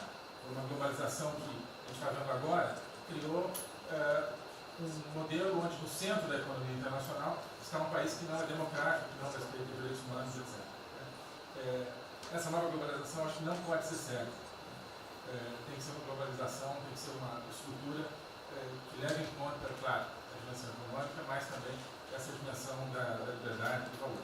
E da mesma maneira, acho que o plano está apontando para isso, na nossa dimensão nacional, também não pode ser um plano cego para essas dimensões daquilo que nos traz, né, que traz o projeto do presidente, que é não simplesmente a eficiência, a pujança, o crescimento econômico, mas a liberdade, o combate à corrupção, a reinvenção do Brasil livre, do Brasil livre dessas mazelas que nós pensamos. Obrigado. Obrigado, ministro. Roberto Campos. É o último que colocou. Não, é bem rápido. Eu só vou voltar numa história. Vou voltar aqui numa história breve, que é lembrar que no fim do governo Dilma a taxa de juros era 14,5%, a curva, mas a taxa longa era 20%. E aí quando a gente olha o que aconteceu e o que proporcionou a taxa de juros cair, é interessante, porque teve um dia, 18 de agosto, saiu uma manchete no jornal que todos os elementos apontavam que ia ter o teto de gastos. Naquele dia, a curva de juros começou a cair e foi quando depois o presidente do Banco Central anterior começou a cair os juros. ele caiu os juros até o nível de 6,5, estabilizou, teve a incerteza das eleições, com a incerteza do PT poder voltar, a taxa piorou. Depois, curiosamente, quando o mercado entendeu que ia ter a Previdência, foi quando abriu espaço para colocar os juros novamente. Então, a razão dos juros ter ido de 14,5, 15, 20 para o que está hoje foi o fato da sociedade do mercado ter entendido que o governo ia ter disciplina em relação às contas públicas. Isso a gente não pode esquecer. Tá? Me permite, então você está dizendo aí que não só a Selic tem como uma taxa longa, nós devemos basicamente a PEC do teto, é isso? Isso. Estou dizendo exatamente isso. E depois também a Previdência. Então, dito isso, eu acho que é importante a gente passar essa mensagem. Um outro tema só, aí em relação ao plano, 3 pontos só que eu acho importantes. A gente tem feito reuniões entre os banqueiros centrais de vários países do mundo, quase todas as semanas. Eu acho que tem 3 pontos que são importantes. Primeiro, existe um consenso hoje que o mundo privado está com muito medo de tomar risco. Então, que não vai ter como ter uma saída rápida sem que o governo não entre de alguma forma tomando risco. Porque o mundo privado está com medo de tomar risco pelo fator medo. Que é o fator que o doutor mencionou, que eu acho que é muito importante. Se amanhã você demitir todo mundo no estádio de futebol, que é um jogo, será que todo mundo vai sair de casa e vai? Qual é o fator medo? E o fator medo é interessante, porque quanto mais informação você tem, mais medo você tem. Porque a mídia joga medo. Então você tem hoje uma classe mais alta que tem mais medo que a classe mais baixa, exatamente porque eles têm mais acesso à informação e a informação enviesada. Então, o primeiro ponto é esse tomar risco. O segundo ponto rápido é um tema que eu acho que está muito crescendo também, crescendo bastante, que é a análise, que a gente chama de análise intertemporal. Quando você faz uma ajuda, quando o governo faz um gasto, geralmente acontece 2 coisas. Ou você bota fundo perdido, ou seja, esse gasto não vale nada, e aí vai ter um reflexo na economia, na taxa de juros, ou as pessoas exageram falando esse gasto vai ser multiplicador. Provavelmente não é nenhuma coisa nem outra. O que eu acho que falta de analisar os gastos do governo é o quanto desse gasto que eu recupero lá na frente, via preservar empregos, via manter uma empresa viva, que ia morrer. Então, eu acho que falta análise completa do gasto. O gasto nunca é fundo perdido. Também ele nunca é muito multiplicador, ele é um meio do caminho de uma coisa e outra. E o que eu acho que falta é a análise de eu vou gastar tanto e esse gasto vai ter essa efetividade. Por exemplo, existe uma percepção do mercado que dinheiro para governador e prefeito é dinheiro jogado fora. Pode ser que seja mentira, mas existe essa percepção hoje. E tem vários vídeos rodando por aí, os senhores devem ter visto, de que o dinheiro vai para a prefeitura e não vai parar, porque vai em bem intangível, que é difícil de controlar. Vai em programa que a pessoa nunca tem como monitorar. Então, acho que é importante esse tema de fazer essa análise intertemporal e ver realmente qual é a eficiência do gasto. E por último, último ponto, conversando com investidores, a gente tem feito isso, inclusive nós fizemos uma conversa, 2 bancos centrais com investidores, inclusive de infraestrutura, e o problema principal que aparece em toda a conversa no Brasil, do investidor privado, é que no passado, toda vez que o investidor privado entrou, teve muita sacanagem. O tema da governança é super importante. Então, eu estava conversando com o Marinho, a coisa mais importante desse projeto, na minha opinião, é garantir que a governança é boa. O investidor privado ter certeza que ele vai estar junto com o governo, ou ele vai estar em grande parte tomando risco, às vezes o governo vai tomar um pouquinho, mas que é uma coisa que ele não precisa se preocupar na frente da governança. E o jeito de melhorar a governança é colocar agentes internacionais que fazem governança mundial. A gente conversou um pouco sobre isso. Só isso. Obrigado. Obrigado. Ministra Damares, por favor. Perdão, Marcelo já falou? Não. Ministra Damares. Ministro, parabéns pela ideia, mas eu preciso lembrar, e eu preciso fazer sempre isso para que a gente não perca o foco, a questão de valores, ministro. Esse governo tem um pilar dos valores. Não se pode construir nada neste governo sem a gente trazer valores. Nós estamos sabendo, e a gente está falando o tempo todo, que nós não seremos mais os mesmos depois dessa pandemia. O mundo não será mais o mesmo, nós não seremos mais o mesmo, e nós vamos ter que fazer uma revisão de políticas públicas no mundo todo e no Brasil. Nós vamos ter que nos reinventar, com certeza. Neste momento, o que nós estamos vendo aqui no nosso comitê? Nós estamos buscando dados e não estamos encontrando dados. Nós recebemos um governo que não tinha dados, os dados que nós tínhamos eram falsos, mentirosos. Um Brasil de achismo, um Brasil de talvez, eu acho que talvez sim, talvez não. Políticas públicas construídas até agora nessa nação em cima de talvez e de achismo. Nós vamos ter que rever muita coisa. É um país plural. Quando a gente vai buscar os povos tradicionais agora para a gente construir enfrentamento ao coronavírus, nós descobrimos, ministros, que nós temos 1.300.000 ucranianos no Brasil. Ninguém nunca falou de ucranianos para nós no Brasil, com a sua cultura totalmente preservada no Brasil. Nós estamos com 1.500.000 ciganos, e eu falava de 1.300.000, e são 1.500.000 ciganos. Nós estamos... Então, presidente, nós vamos ter que rever muita coisa na aplicação das nossas políticas públicas no Brasil. Os nossos seringueiros são em números maiores do que a gente imagina no Brasil. Então, tudo que nós formos construir, nós vamos ter que ver, ministro, a questão dos valores também. A questão, os nossos quilombos estão crescendo, e os meninos estão nascendo nos quilombos, e seus valores estão lá. Então, tudo vai ter que ver a questão dos valores. E quando eu falo valores, ministro, eu quero dizer para o senhor, nós estamos com quase 80.000 idosos em abrigos no Brasil. Eu me surpreendi com números. Nós estamos com quase 60.000 crianças em abrigos no Brasil. Os números estão me surpreendendo. E eu estou com um número absurdo de mulheres também em busca de abrigos por causa de violência. Então, tudo isso tem que vir para este pacote. Nós vamos ter que fazer algumas revisões de políticas públicas no Brasil. Então, por favor, ministro, coloque aí a questão de valores. E quando eu falo valores, aí eu quero olhar para o nosso novo ministro aqui da Saúde e dizer, ministro, valores estão lá no seu ministério também. Neste momento de pandemia, a gente está vendo aí a palhaçada do STF trazer o aborto de novo para a pauta. E lá está a questão de as mulheres que são vítimas do Zika vírus vão abortar. E agora vem do coronavírus. Será que vão querer liberar que todos que tiveram coronavírus poderão abortar no Brasil? Vão liberar geral? O seu ministério, ministro, está lotado de feminista que tem uma pauta única, que é a liberação do aborto. Quero te lembrar, ministro, que está chegando agora, este governo é um governo pró-vida, é um governo pró-família. Então, por favor. E aí, quando a gente fala de valores, ministro, quero dizer que nós estávamos sim no caminho certo. A gente não precisa reinventar muita coisa, não. E eu quero citar aqui um exemplo da política indigenista como este governo estava construindo. Todo mundo começou a dizer, a esquerda começou a falar, que o coronavírus iria dizimar os povos indígenas no Brasil. O primeiro óbito, dia 12 de abril, sabe o que é isso? A forma como nós estávamos conduzindo a política indígena no Brasil. Primeiro óbito, dia 12 de abril.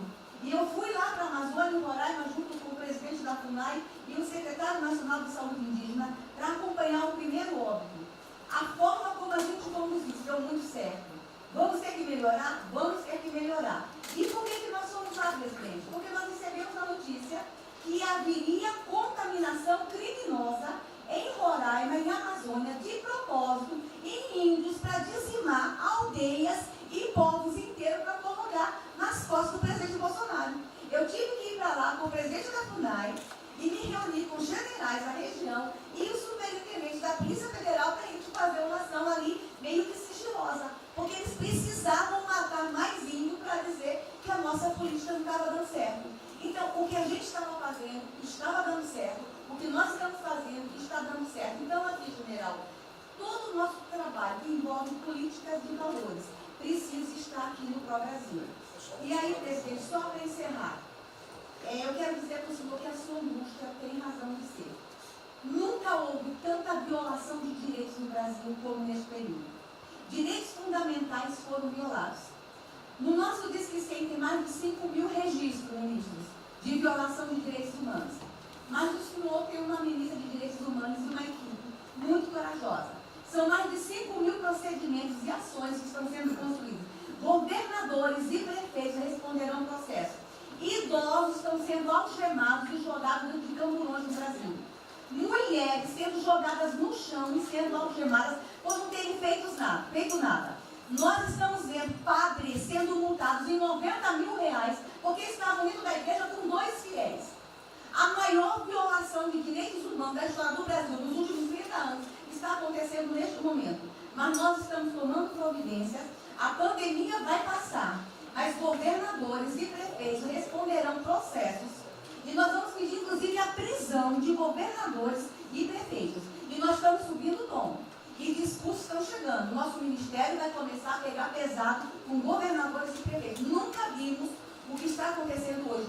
Se eles falavam que nós éramos violadores de direitos, eles estão, inclusive, O governador Wellington agora, ontem, determinou que a polícia poderá entrar nas casas. Vocês não imaginam o que ele vai fazer. Poderá entrar assinou. A polícia poderá entrar na casa sem mandato.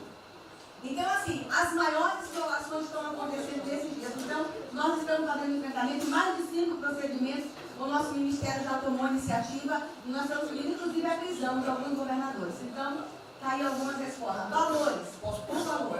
Valores. Posso falar? Pode falar. Vamos ver mais. Houve aqui uma apresentação, uma representação do ministro Paulo Guedes, que a senhora vai receber mais dinheiro.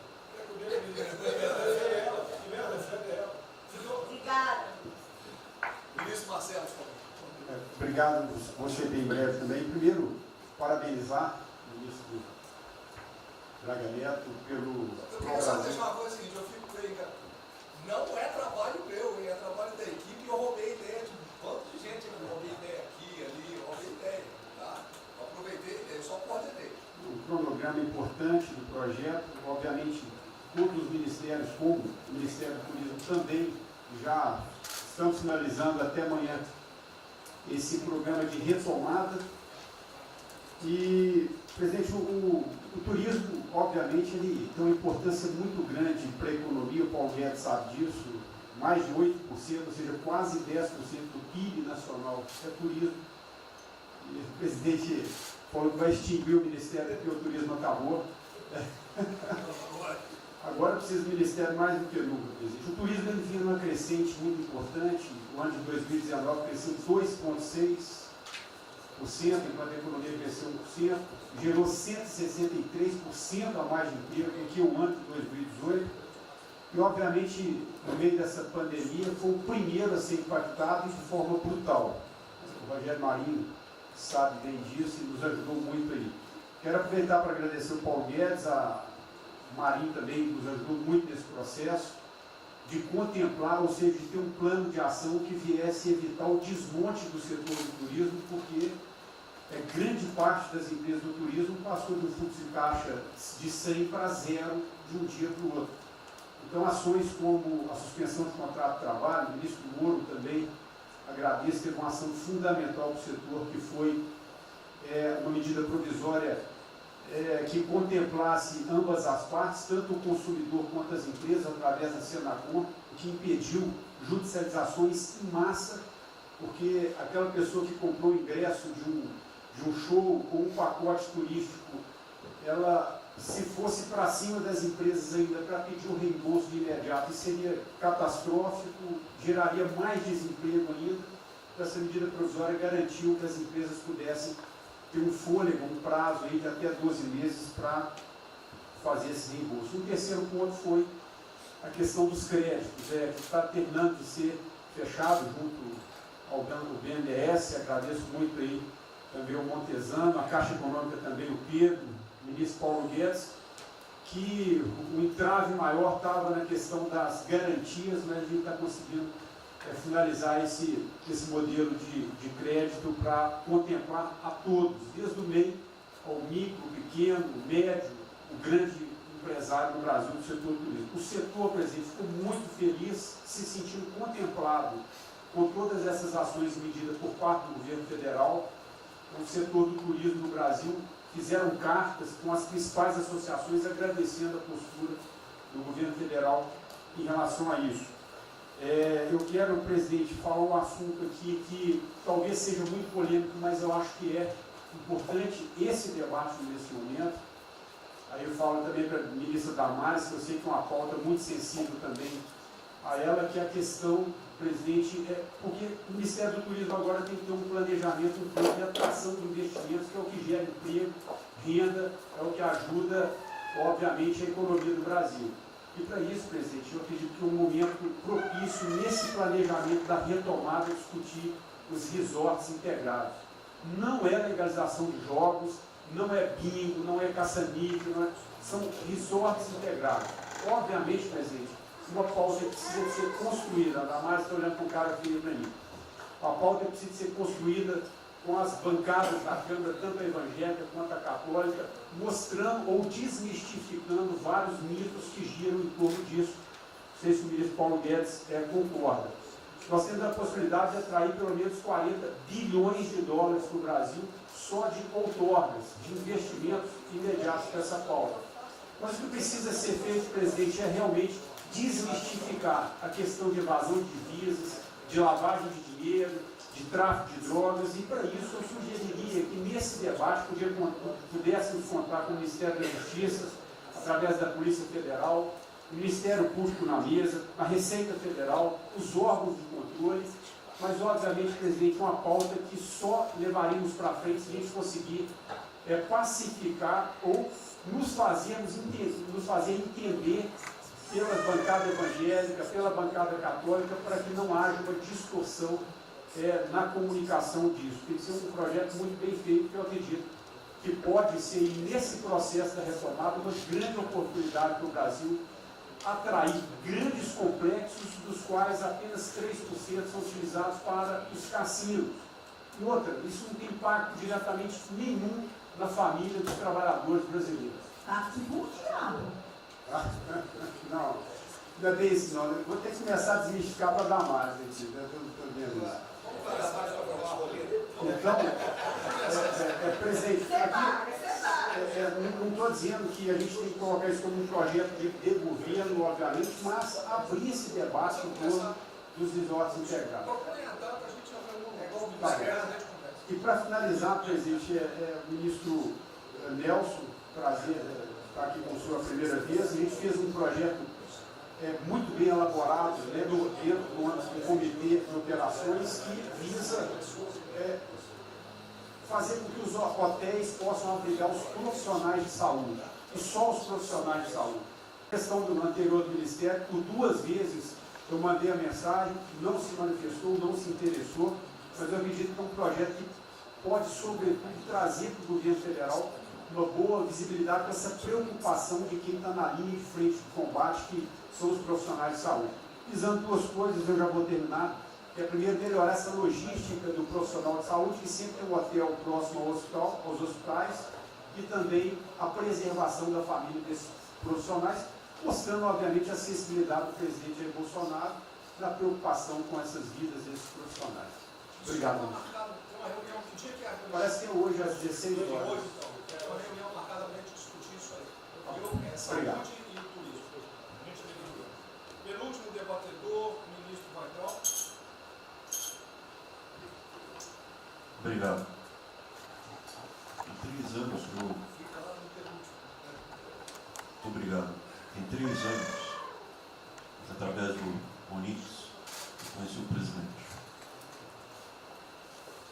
Nesses 3 anos eu não pedi uma única conselho, não tentei promover minha carreira, me ferrei na física, ameaça de morte na universidade, e o que me fez naquele momento embarcar junto era a luta pela liberdade. Eu não quero ser escravo nesse país e acabar com essa porcaria que é Brasília. Isso aqui é um campo de corrupção, de privilégio. Eu tinha uma visão extremamente negativa de Brasília. Brasília é muito pior do que eu podia imaginar. As pessoas aqui perdem a percepção, a empatia, a relação com o povo. Se sentem inexpugnáveis. Eu tive o privilégio de ver a mais da metade aqui desse time chegar. Fui secretário executivo do ministro Onix. Eu acho que a gente está perdendo um pouco desse espírito. A gente está perdendo a luta pela liberdade. É isso que o povo está gritando. Não está gritando para ter mais Estado, para ter mais projetos, para ter mais... O povo está gritando por liberdade. Ponto. Eu acho que é isso que a gente está perdendo. Está perdendo mesmo. O povo está querendo ver o que me trouxe até aqui. Eu, por mim, botava esses vagabundos todos na cadeia, começando no STF. E é isso que me choca. É só isso, presidente. Eu realmente acho que toda essa discussão de vamos fazer isso, vamos fazer aquilo, eu vi muitos ministros que chegaram, foram embora. Eu percebo que tem muita gente com agenda própria. Eu percebo que tem, assim, tem um jogo que é jogado aqui, mas eu não vim para jogar o jogo. Eu vim aqui para lutar. E eu luto e me ferro. Eu estou com um monte de processo aqui no Comitê de Ética da Presidência. Eu sou o único que levou processo. É um absurdo o que está acontecendo aqui no Brasil.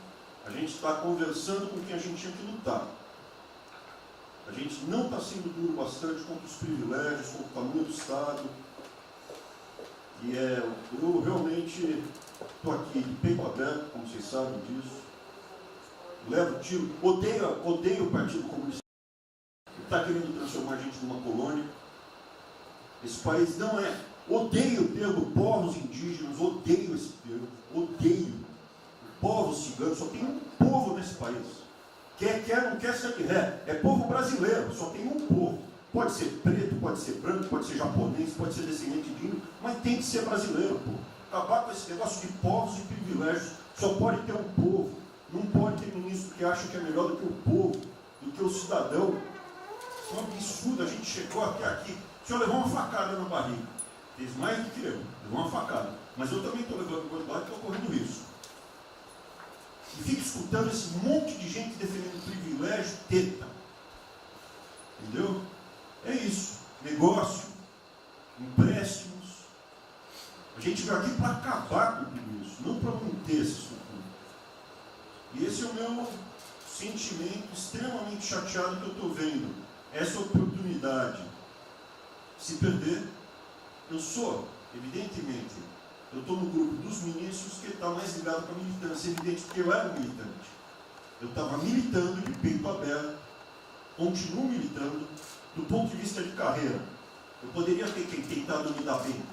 Não foi isso que eu fiz. Não foi isso que eu fiz. Sei que isso daqui é um palácio, existem intrigas palacianas, estou sendo muito franco. E a gente pode sim perder a liberdade, perder esse país. Ninguém vai se dar bem se a gente perder esse país. Quem vai se dar bem são pouquíssimas famílias. Pouquíssimas famílias. Não se iludam. Não se iludam. É isso. Deixa eu complementar aqui. O que o Ventório está falando, estou com 65 anos, a gente vai se aproximando do que não deve. Eu já tenho me policiado tocante a isso daí. São pessoas aqui em Brasília, os três poderes, que não sabem o que é povo. Eu converso com alguns, não sabem o que é um feijão com arroz, não sabem o que é um supermercado, esqueceu. Acho que o dinheiro cai do céu. Eu estou com meus privilégios garantidos, meus 100 mil por mês, em média, 100 mil por mês, a galera, né? Legalmente. E acho que isso não vai acabar nunca. Como alguns acham que a liberdade, qual é desse cara? Tá maluco? Eu estou vendo mais antigo aqui, o João Helena aqui. Ele sabe o que foi 64. Muitos aqui não sabem. Essa cambada que tentou chegar no poder de 64, se tiver chegado, ele estava fudido todo mundo aqui. Cortando, ele estava felicíssimo cortando cana, ganhando $20 por mês. Não pode esquecer disso. Nós não podemos esquecer o que é esse povo. Eu vou convidar os ministros para domingo e passar essa semana. Convite, né? Não é missão, não, convite. Para ver como é que está o cara na esquina. Para ver uns merda para falar aí, né? Uns merda de sempre. O cara rompeu o isolamento, está dando peça. Tem que pro cacete, pô. Está passando fome, está na merda, pô. Sentiu o cheiro de povo. Como eu falei lá. É uma experiência para todo político sentir e lá ver como é que está o negócio. Ou a gente tem que estar como se fosse, né, um general na retaguarda e deixar a tropa se ferrar na frente. Não, o general está na frente, o coronel está na frente, o capitão está na frente. Nós, heróis da Segunda Guerra Mundial, estiveram na frente do campo de batalha. Simples aqui, tenho certeza, nas Forças Armadas vão cumprir com o seu papel, mas nós temos que dar exemplo e mostrar que o Brasil não é. eu sou mais educado que o Ventral, até me poli muito, né? O linguajar que ele usou, mas não é isso. Que o pessoal pinta por aí, se reunindo de madrugada, para lá, para cá, cima de informações. O meu funciona. O meu particular funciona. Os que tem oficialmente desinformam. E voltando ao tema, eu prefiro não ter informação do que ser desinformado por cima de informações que eu tenho. Então, pessoal, muitos vão poder sair do Brasil. Mas não quero sair, ver a minha irmã de Eldorado, outra de Cajati, o coitado do meu irmão, capitão do exército de Miracatu, se fuder, pô. Como é perseguido o tempo todo. É a posta da Folha de São Paulo, diz que meu irmão foi expulso de um açougue em Registro, que estava comprando carne sem máscara. Comprovou no papel, estava em São Paulo esse dia. O dono do restaurante, do açougue, falou que não estava lá. Eu tenho um garoto aqui, com todo respeito, do BNDES. Eu conhecia, ele usava calção lá. Pode ver se Estados Unidos para cá, podia estar muito bem lá. Veio para cá, eu estava voltando ao Brasil com o vídeo do Paulo Guedes. E amigos, pais dele, eu conheci ele, né, Paulo Guedes? Eu não lembro dos teus pais, não de você, tá certo? Mas alguém que está investindo aqui. E todos nós temos que pensar nisso. E que cada um faça, exerça o teu papel, se exponha. Aqui eu já falei. Pede o ministério quem for elogiado, pela Folha e pelo Globo. Pelo antagonista. Tá? Então tem certos blogs que só tem notícia boa de ministro, não sei como. O presidente é uma porrada, o ministro é elogiado. A gente vê por aí. O governo está, o ministério está indo bem, apesar do presidente. É pra puta que eu pariu, porra. Eu escalei o time, porra. Trocamos time, espero trocar mais ninguém, espero. Mas nós temos que, na linha do Van Traub, de forma mais educada um pouquinho, e nós sabemos que a ideologia dele e o que ele prega. E que ele sempre foi. O que está aproveitando agora, um clima desse, para levar o terror no Brasil. Então, pessoal, por favor, se preocupe, que é mais importante que a vida de cada um de vocês, que é a sua liberdade. Se não me preso, não vale porra nenhuma. Bom, presidente, esses valores, esses princípios, e o alerta do Ventral é válido também, como sua evocação, é que realmente nós estamos todos aqui por esses valores. Estamos aqui por esses valores. Nós não podemos esquecer disso. Nós podemos conversar com todo mundo aqui, porque é o establishment, porque nós precisamos dele para provar coisas, mas nós sabemos que nós somos diferentes. Nós temos noção que nós somos diferentes deles. E quando eles cruzam a linha, a gente solta a mão e sai andando sozinho. Enquanto eles estiverem no trilho conosco, no caminho, fazendo as reformas que nós prometemos, nós estamos juntos. Mas que o cara soltou a mão, passou para o lado de lá, deixa o cara sozinho, a gente continua sozinho e vai procurar outra conversa, em outro lugar.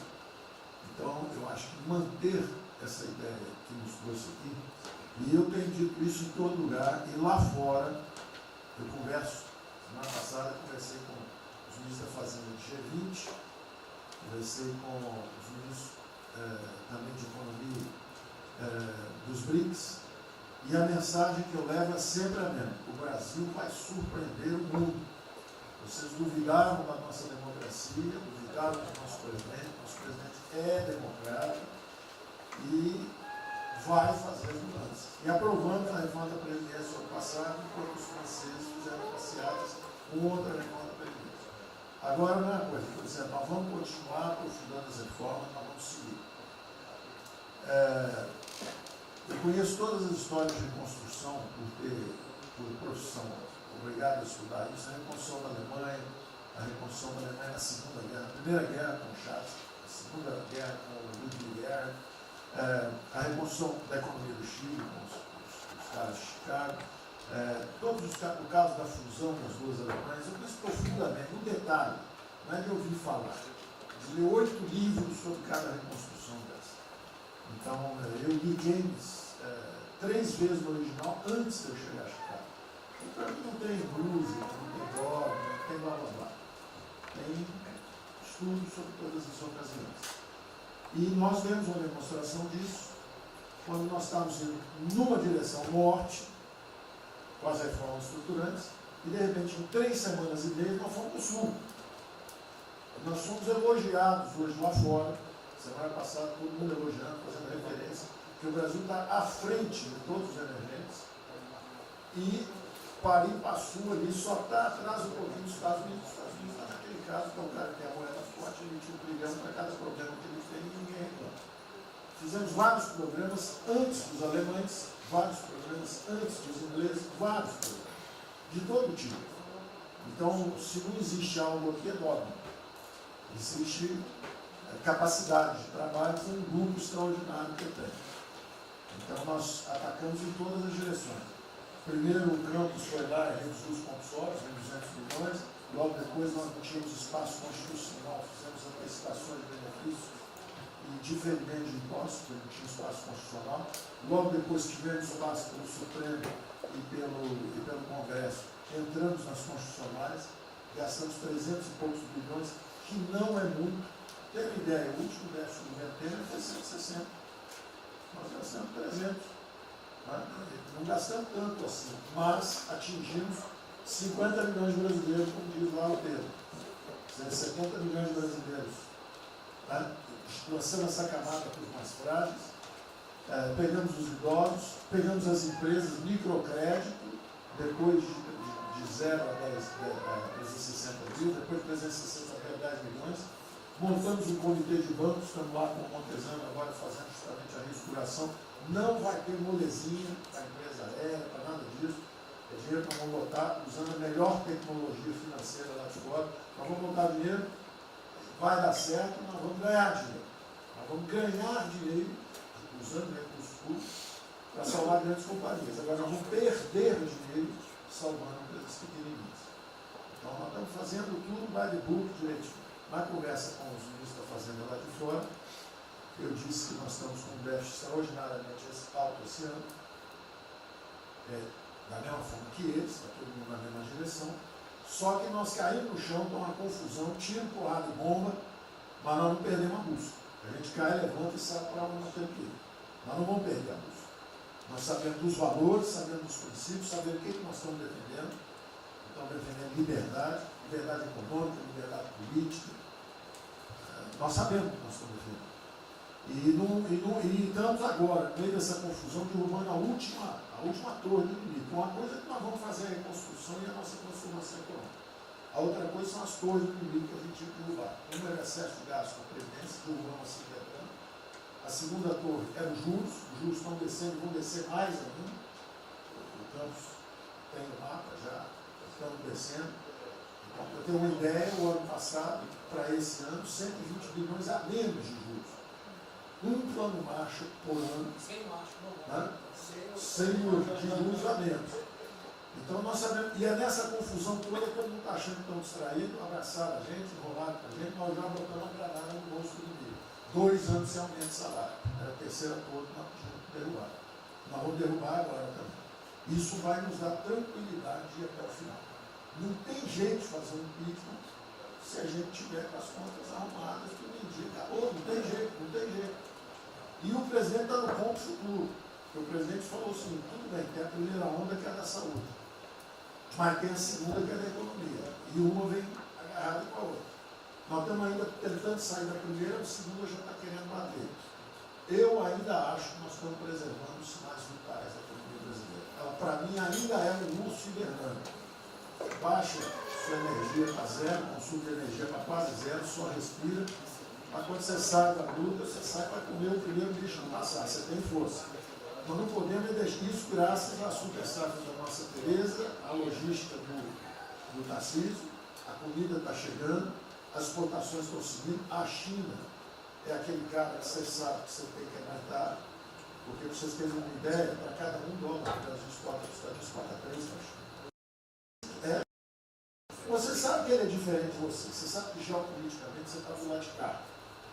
Agora você sabe o seguinte, não deixa jogar fora aquilo ali não, porque aquilo ali é comida nossa, né? Estamos exportando para aqueles caras. Não vamos vender para eles, é um político nosso. Mas vamos vender a nossa soja para eles. Isso a gente pode vender à vontade. Eles vão comer. Eles vão comer. A Índia também vai precisar comer. Vai ser o trading da água. Eles vão dizer que é a melhor trading da água. Um dia alguém comentou comigo, acho que foi o Campos, não foi o Campos? Foi. É o trading da água. Quer dizer, os caras precisam de alimento, não tem água, nós temos muito mais água do que eles têm, então eles vão ter que abrir mão da agricultura para fazer outras coisas e nós vamos poder exportar para eles também. Então nós temos um mapa de voo bom, nós temos uma equipe jovem, preparada, todo mundo trabalhando junto, e nós não vamos perder o rumo, nós não podemos perder o rumo, então vai ter muita conversa, vamos para cá, vamos para lá, vamos fazer isso, vamos fazer aquilo, não vamos perder o rumo não. Pode dar vestimento, bota perucadora, passa batom vermelho, faz uma opção de coisa que for necessária politicamente, mas não vão perder o rumo econômico, não, nós sabemos onde nós estamos indo. Então eu estou só dando uma mensagem de tranquilidade para todo mundo aqui, que é o seguinte, nós não estamos fazendo nada exótico, dogmático, nada disso. Nós estamos indo numa direção, fizemos o que o mundo inteiro fez, em 3 semanas e meia, nós fizemos o que o mundo inteiro fez, só que nós não vamos perder o rumo, não. Nós sabemos para onde nós vamos voltar já já. Tá certo? E se o mundo for diferente, nós vamos ter capacidade de adaptação. Por exemplo, eu já tenho conversado com o ministro da Defesa, já conversamos algumas vezes, quantos 200 mil, 300 mil, quantos jovens aprendizes nós podemos absorver nos quartéis brasileiros? 1 milhão? 1 milhão a R$200, que é o Bolsa Família, R$300, o cara de manhã faz calistenia, aprende civil, organização social, como é que é o OSPB, organização social e política, né? Faz ginástica, canta o hino, bate continente de tarde, aprende a ser um cidadão, aprende o cidadão, disciplina, usar o tempo construtivamente, voluntário para fazer estrada, para fazer isso e aquilo. Sabe quanto custa isso? R$200 por mês, 1 milhão de cada, 200 milhões, joga 10 meses, 2 bi, isso é nada. Então nós vamos pegar na reconstrução, nós vamos pegar 1 bilhão, 2 bilhões e contrata 1 milhão de jovens aqui. A Alemanha fez isso na reconstrução. Aí você também quer fazer estrada, precisa de 3, 4 bilhões a mais, tem um orçamento de 8, toma aqui seus 4 bilhões. Isso não faz falta. Não faz falta. Não é isso o problema. A mesma coisa o nosso problema do jogo, lá nos recursos integrados, não tem problema nenhum, são bilionários, são milionários, executivos do mundo inteiro. O cara vem, fazem convenções, olha, o turismo saiu de 5 milhões de Singapura para 30 milhões por ano. O Brasil recebe 6. Uma pequena cidade recebe 30 milhões de turistas. O sonho do presidente de transformar o Rio de Janeiro em Cancún, maior dos reis em Cancún, aquilo ali pode virar um raio. Entendeu? A mesma coisa a Espanha. Espanha recebe 30, 40 milhões de turistas. Isso é uma cidade da Ásia. Macau recebe 26 milhões hoje na China. Só por causa desse negócio. É um centro de negócio. É só maior de idade. O cara entra, deixa a grana lá, que ele ganhou anteontem, ele deixa aquilo lá, bebe, sai feliz da vida. Ele ali não atrapalha ninguém. Ele não atrapalha ninguém. Deixa cada um se fuder. Deixa o presidente fala de liberdade. Deixa cada um se fuder do jeito que quiser. Principalmente se o cara é maior, vacinado e bilionário. Deixa o cara se fuder.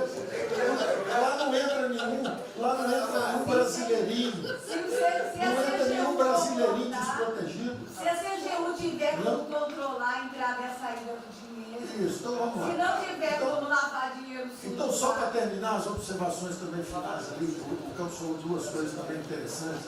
Então, o Campos falou 2 coisas interessantes ali. Uma é o seguinte: o estrangeiro para vir para fazer investimento, eu recebi o embaixador, já reportei isso para o presidente, eu recebi o embaixador dos Estados Unidos e ele veio conversar conosco. E a mensagem maior dele era uma só. Assim, olha, nós queremos um bom ambiente de negócio. Nós vamos colocar centenas de bilhões de dólares. O mundo inteiro quer investir no Brasil. Agora nós precisamos de um bom ambiente de negócio. Simplificação de impostos, segurança jurídica, coisa desse tipo. Né? Então, o secretário do Comércio americano, que é o Wilbur Ross, o cara me disse o seguinte: eu só tenho um conselho para vocês.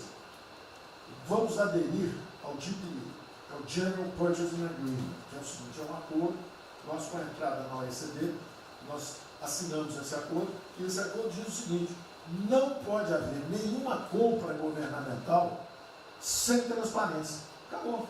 Então não basta a gente fazer isso, quer dizer, não vai fazer concorrência para concessão, privatização. Então nós já estamos na pista certa, já estamos indo na direção certa. Só uma informação sobre isso aí. Eu fiz uma reunião com o pessoal da CBE essa semana, agora foi semana passada, falando do nosso interesse, eles falaram que já nos consideram da OCDE.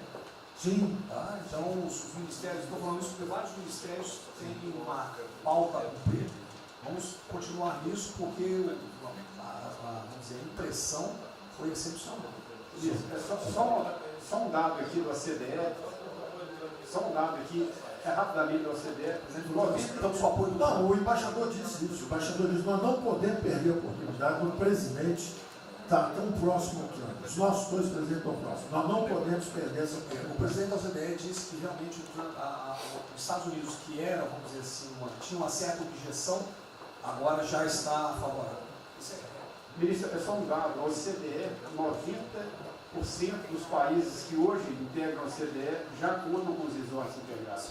Os outros 10% são muçulmanos. 88% tem um ensino domiciliar, então a gente vai entrar com a MD hoje lá, tá? Homeschooling. Homeschooling. Pronto, obrigada.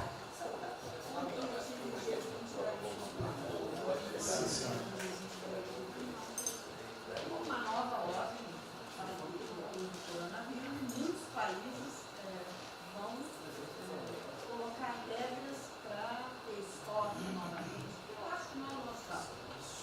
Nós temos que ter acesso ao mercado, mas nós precisamos incentivar o trigo. É o único produto que o Brasil não é autossuficiente. O resto, se amanhã quiser fechar,